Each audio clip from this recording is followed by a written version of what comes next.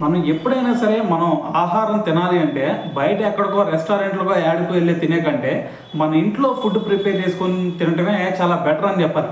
ఎందుకు భయ్యా అంటే మనకి రెస్టారెంట్కి వెళ్ళామనుకోండి, వాడు ఎన్ని రోజుల నుంచి స్టోర్ చేసిన ఫుడ్ మనకు పెడతాడో కూడా తెలియనటువంటి పరిస్థితి.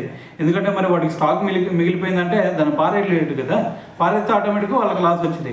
సో అదే దాని తర్వాత రోజు వేరే వాళ్ళకి సప్లై చేశాడంటే దానివల్ల ప్రాఫిట్ వచ్చింది. ఈ విధంగా కూడా కొంతమంది ఆలోచించే వాళ్ళు ఉంటారు. అయితే మరి ఇవన్నీ చూసిన తర్వాత మరి బెస్ట్ మెథడ్ ఏదన్నా ఉందా అంటే మనంతటకు మనం మన ఇంట్లో ఫుడ్ ప్రిపేర్ చేసుకొని తింటమే చాలా బెటర్ అని చెప్పాలి.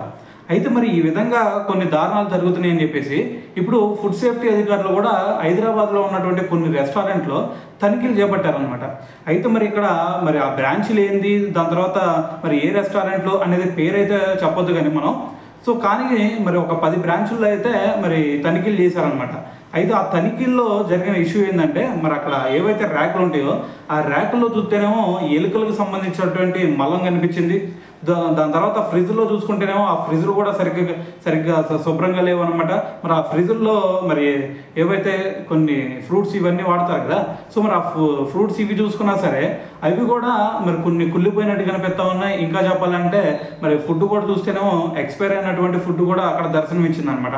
సో ఇవన్నీ చూసిన తర్వాత ఇంత దారుణంగా జరుగుతుందని చెప్పేసి ఫుడ్ సేఫ్టీ అధికారులు మరి ఆ బ్రాంచులకు కూడా మరి కొన్ని నోటీసులు జారీ చేసి వాటి మీద అయితే ఇప్పుడు యాక్షన్ తీసుకోబోతున్నారు అనమాట. అయితే మరి ఇదంతా ఓవరాల్గా విన్నారు కదా. సో దీని తర్వాత ప్రతి ఒక్కరు కూడా ఒకటి అర్థం చేసుకోవాలి, రెస్టారెంట్లకు వెళ్ళే కంటే ఇంట్లో ఫుడ్ ప్రిపేర్ చేసుకొని తినటమే చాలా బెటర్ అని చెప్పాలి.